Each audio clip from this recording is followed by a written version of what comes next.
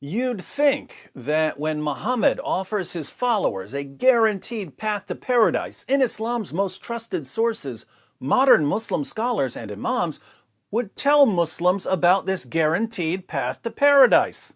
But they don't tell them. They keep it a secret. Why is that? Are they trying to keep their followers out of Jannah? Do they think there won't be enough virgins to go around? What's going on here? I don't know. But if Muslim scholars and imams aren't going to tell Muslims about Muhammad's guaranteed path to paradise, their good friend D. Wood will, because D. Wood cares. Now, there are some guaranteed paths to paradise that don't apply to Muslims today. For instance, in al-Bukhari's Al-Adab al-Mufrad 1183, we read, "It is related that Abu Huraira said, I never saw Al-Hasan without my eyes overflowing with tears. That is because the Prophet, may Allah bless him and grant him peace, went out one day and I found him in the mosque. He took my hand and I went along with him. He did not speak to me until we reached the market of Banu Kainuka. He walked around it and looked. Then he left and I left with him until we reached the mosque. He sat down and wrapped himself in his garment. Then he said, 'Where is the little one? Call the little one to me.' Hassan came running and jumped into his lap. Then he put his hand in his beard. Then the Prophet, may Allah bless him and grant him peace, opened his mouth and put his tongue in his mouth. Then he said, 'Oh Allah, I love him. So love him and the one who loves him.'" According to another hadith, Musnad Ahmed 16,245, Muhammad would suck on the tongues and lips of little boys. But he explained why. He said he guaranteed that if he sucked on a little boy's tongue or lips, that little boy's tongue or lips would never be tormented by hellfire. So Muhammad was saying that if he sucked on a little boy's tongue or lips, that little boy was guaranteed paradise. That's a path to paradise that most people don't know about. But it's not relevant to most Muslims today, since most Muslims aren't tiny little boys and Muhammad's not around to suck on their tiny little tongues and lips. We're looking for a path to paradise that's still available. And fortunately for Muslims, there are some paths to paradise that are still available. We all know that jihadis are guaranteed paradise, as Muhammad said in Sahih al-Bukhari 2787, Allah guarantees that he will admit the mujahid, the jihadi, in his cause into paradise if he is killed. Otherwise, he will return him to his home safely with rewards and war booty. But that's pretty common knowledge. We're looking for a path to paradise that Muslim leaders have kept hidden. Here's one, Sahih al-Bukhari 6807.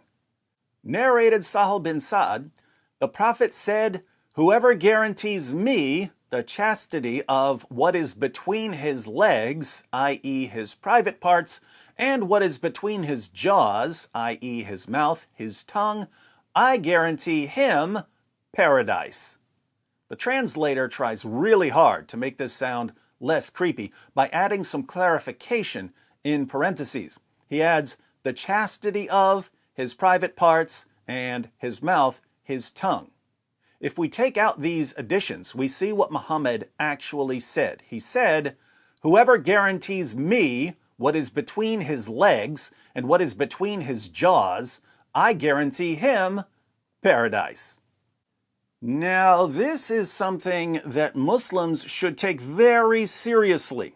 After all, their prophet is guaranteeing them a one-way trip to paradise if they simply guarantee him their penises, their testicles, their mouths, their tongues, and perhaps their buttholes. Same general vicinity as the penis and testicles, but on the opposite side. When Muhammad guarantees you a one-way trip to paradise, you should listen if you actually believe he's a prophet. But what does Muhammad mean? Well, there are two ways to interpret this, and they're both really bad. The first way to interpret this would be the sexual interpretation. Muhammad wanted his followers to promise him their private parts for all eternity, and he guaranteed them paradise so that they'd be able to keep their end of the bargain. We wouldn't normally go with such a disgusting interpretation, but when we examine Muhammad's life, there isn't much we'd put past this guy. He was a total pervert. The second way to interpret this hadith would be the shirktastic interpretation. This is the interpretation the translator was trying to present when he added the words, the chastity of. According to this interpretation, Muhammad was telling his followers to guarantee their chastity. But notice, Muhammad didn't say that people who guarantee their private parts to Allah are guaranteed paradise. He said that people who guarantee their private parts to Him are guaranteed paradise. Whoever guarantees me what is between his legs and what is between his jaws, I guarantee him paradise. I thought Muhammad was just a messenger. Why is he telling his followers to promise their penises and testicles and mouths and tongues and, frankly, their buttholes to him rather than to Allah? He's just a messenger, right? You know what we call a messenger today? We call him a mailman. Muhammad is supposed to be a mailman delivering a message from someone else. Imagine a president or a prime minister, let's say the president of the United States, sending you a letter. The mailman brings you the letter. That was his job, getting the letter to you. But suppose the mailman all of a sudden says, hey, if you guarantee your private parts to me, the mailman, I can guarantee you a permanent room at the White House. Wouldn't you start thinking to yourself, wait a minute, you're the mailman. You deliver the message. You don't decide who gets to live in the White House, and it makes no sense to pledge our private parts to you. For someone who claims that Allah has no partner, Muhammad sure does act like he's Allah's partner. You don't promise your private parts to Allah, you promise them to a pervert, Muhammad. And if you promise your privates to a pretend prophet, he guarantees you paradise. Pretty impressive. Muhammad can just bypass the judgment of Allah and guarantee you paradise as long as you promise him your private parts. Clearly, if the shirktastic interpretation is correct, Muhammad is committing and promoting shirk, associating partners, namely himself, with Allah.